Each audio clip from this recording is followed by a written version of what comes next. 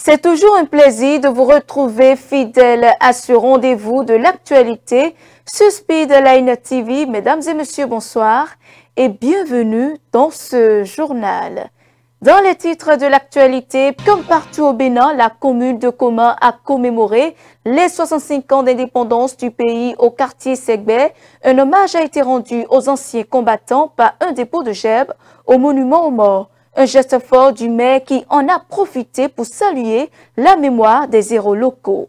Et puis à l'étranger, hors du Bénin, à un moment où l'Asie de l'Ouest est secouée par la violence et l'injustice, l'Iran et le Pakistan officialisent un rapprochement historique.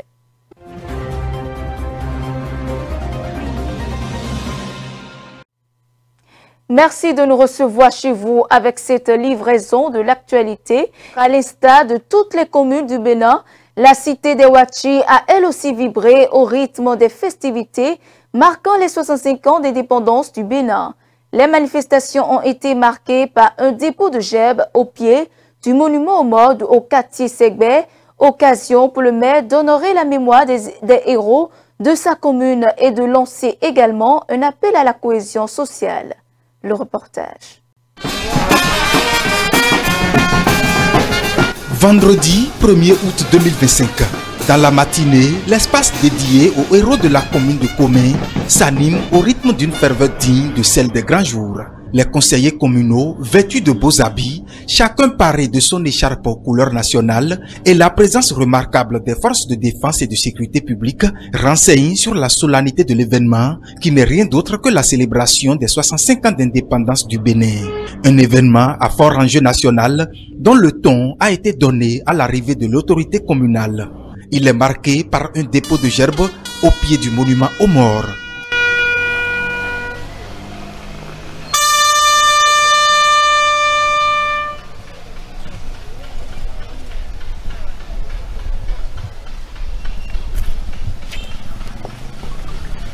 Monsieur le maire, fin des dépôts de gerbes.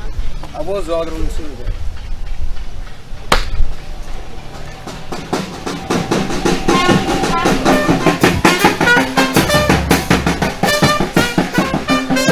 À la suite du conseil communal de Komé, c'est au tour des responsables des différentes forces de sécurité de recevoir les salutations d'usage de Bernard Kofi à Daopé.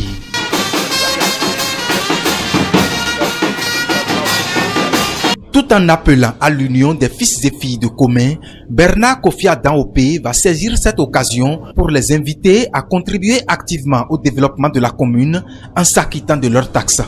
Il faut que la cohésion sociale règne dans Komé et puis nous allons contribuer réellement au développement de la localité.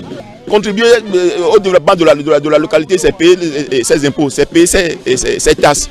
Je dis un merci infini à tous les conseils de la commune de Komé parce que ce n'est pas facile. De tout le temps, quand je les appelle pour les activités, ils sont toujours prêts. Ils sont là à nous accompagner pour le développement de notre cher Komé. Je remercie les forces de l'ordre qui sont tout le temps à nos côtés pour travailler. Je n'oublie pas les autres services déconcentrés de l'État de la commune de Komé qui nous accompagnent à tout moment. Donc je souhaite une bonne fête à tout le monde, la santé, la paix. Tout le monde est au rendez-vous, la population est là, les élus sont là, les services déconcentrés sont là et je pense que vous voyez déjà la joie qui se lit sur le visage de tout un chacun de nous. Nous sommes très heureux et nous remercions en passant le président Patrice Talon. On lui souhaite une longue vie. C'est la fierté d'être béninois qui m'anime. Je me sens fier de ma nation qui célèbre aujourd'hui 65 ans d'accession à la souveraineté nationale. C'est un parcours et aujourd'hui on peut être fier de notre pays. Et tout ça, nous le devons à notre président, le président Patrice Talon, à qui je dis un grand merci au passage. Et nous rendons grâce à l'Éternel Dieu qui a permis ce beau jour. À partir du dépôt des gerbes, ça annonce que Komé n'est pas resté hors de cet événement. Donc vous allez remarquer aussi que la population est sortie juste pour c'est-à-dire participer à cet événement pour se rappeler les fils du Bénin qui ont tombé par le passé. Je vais rappeler que ce serait un moment de réflexion plutôt pour le développement du pays et personnellement de la commune de Komé, puisque nous sommes les acteurs politiques. Il faudrait que nous réfléchissions vraiment à faire avancer, à faire développer Komé, à changer le visage de Komé. Moi je crois que ce qui est beau, vraiment, on ne peut vraiment pas nier. Et cette fête-là est riche en couleurs. Et aujourd'hui, c'est une fierté pour nous d'être béninois. Partout où on passe, vraiment, ça force l'admiration. La fête s'est poursuivie dans les locaux de l'hôtel de ville de Komé autour d'un déjeuner. Dans une ambiance conviviale, tout le monde s'est régalé, dégustant divers mets. Un moment chaleureux, empreint d'un esprit fraternel. Toujours à Komé, après le dépôt de Jeb, la fête de l'indépendance a déployé ses ailes dans l'après-midi du vendredi sur le stade omnisport de Koma. Le maire Bernard Kofi Adanropé et son conseil se sont retrouvés dans les tribunes pour suivre la finale de la Coupe de l'Indépendance. Ce tournoi initié par la mairie à l'endroit des jeunes des 5 arrondissements de la commune a été remporté par l'équipe de l'arrondissement de Koma par 1-0 devant son homologue de Ouédémé Péda. Suivons.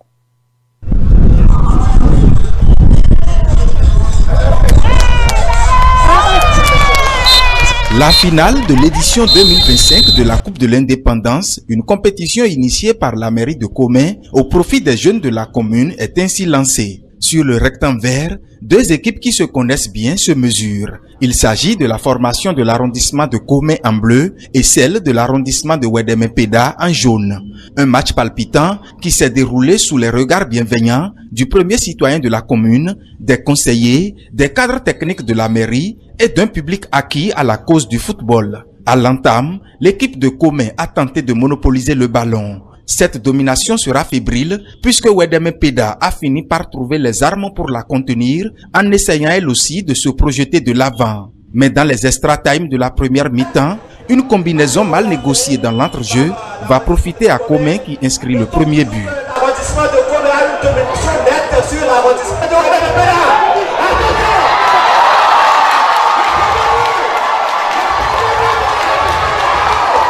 En seconde période, la partie devient plus engagée. Les 2 équipes allient technique et détermination. Sur ce coup franc bien botté, Komé était à 2 doigts de faire le break.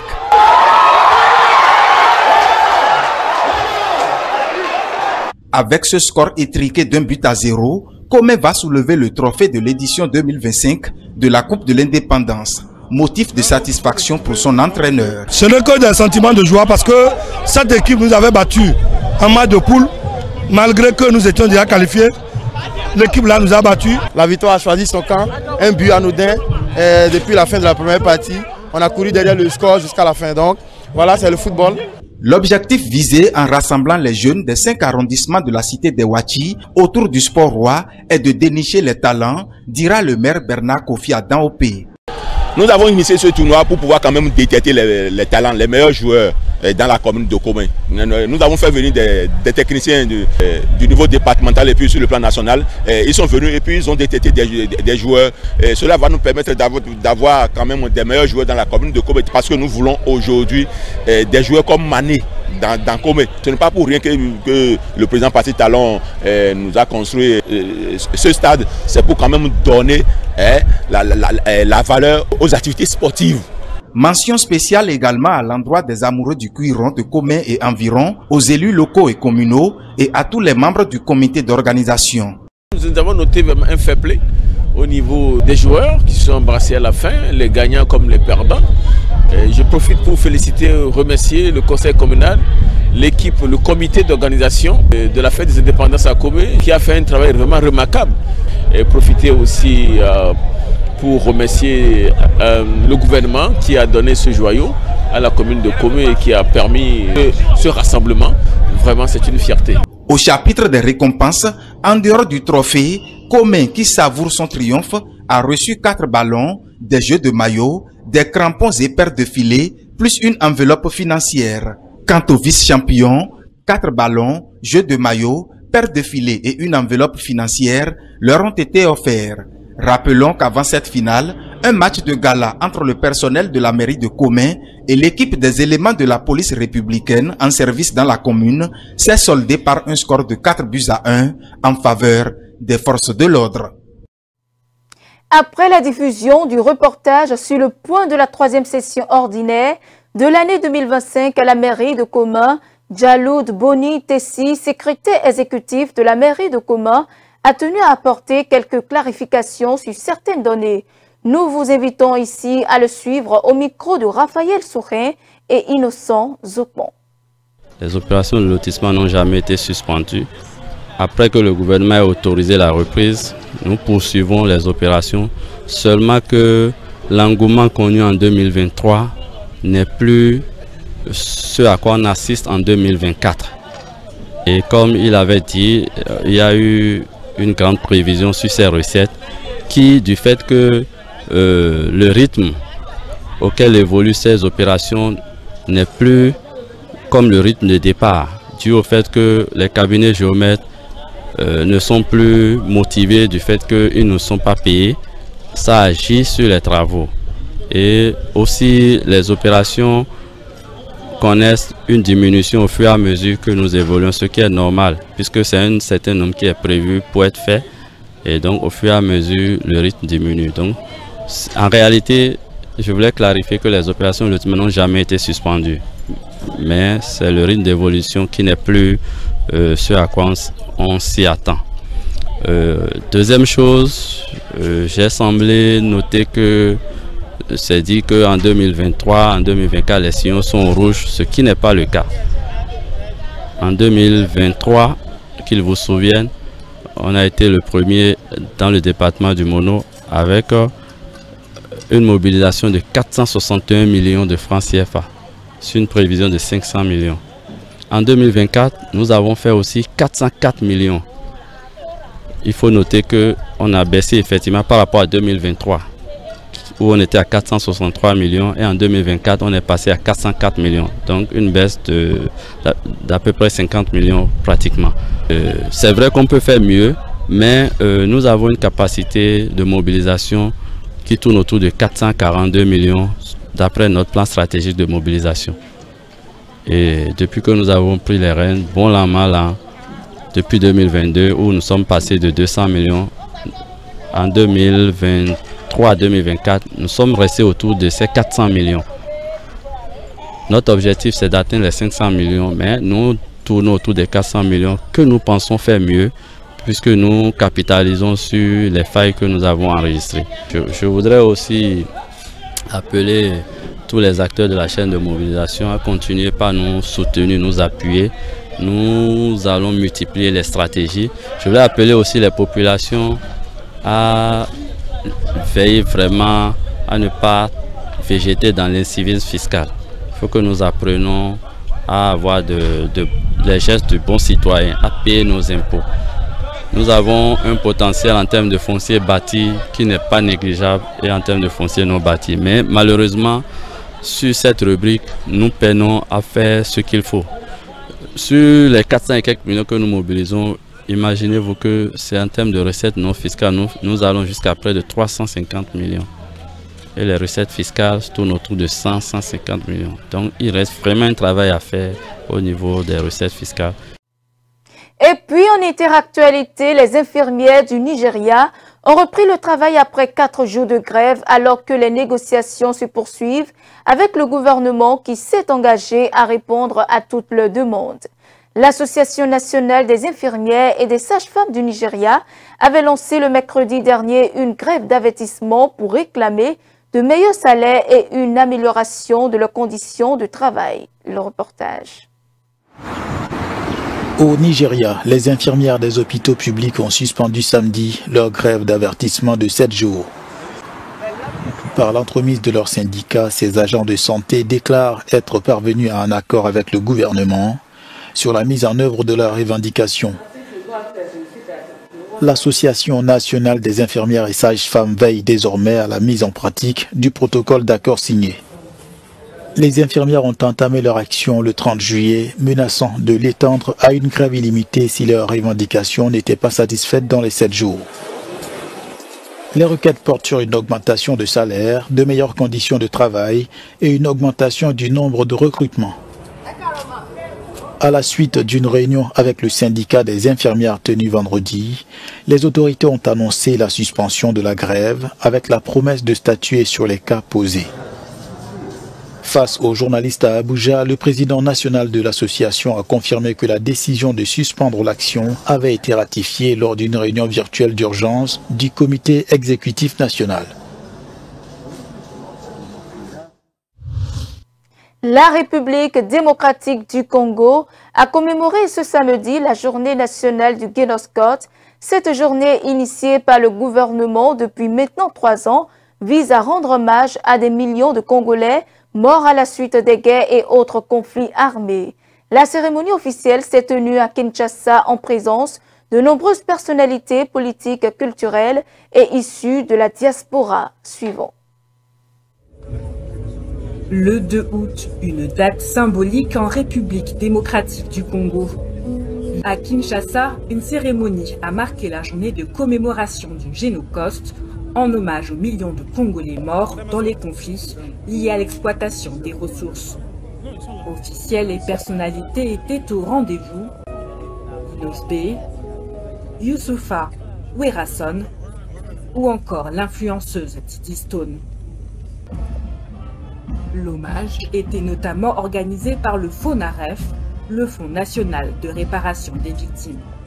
Aujourd'hui, nous sommes ici pour commémorer, pour nous rappeler de toutes ces personnes qui ont été fauchées, de toutes ces personnes qui continuent de vivre les stigmates de tous ces conflits et surtout de toutes les personnes aussi qui ont porté secours. Dans la foule, les visages sont graves. Une projection a retracé l'ampleur des violences. Des survivants ont témoigné, les visages couverts pour préserver leur anonymat. Quand la guerre a commencé dans mon village, il y avait beaucoup de tueries et beaucoup d'atrocités. Nous étions obligés de nous déplacer pour un autre village voisin. Dans un discours, le président Félix Tshisekedi a appelé la communauté internationale à reconnaître officiellement les crimes commis RDC comme un génocide. Et si le monde hésite encore à reconnaître cette tragédie pour ce qu'elle est, un génocide rampant, nous n'attendrons pas que d'autres valident notre douleur. Nous en sommes les premiers témoins, nous en serons les premiers artisans de justice.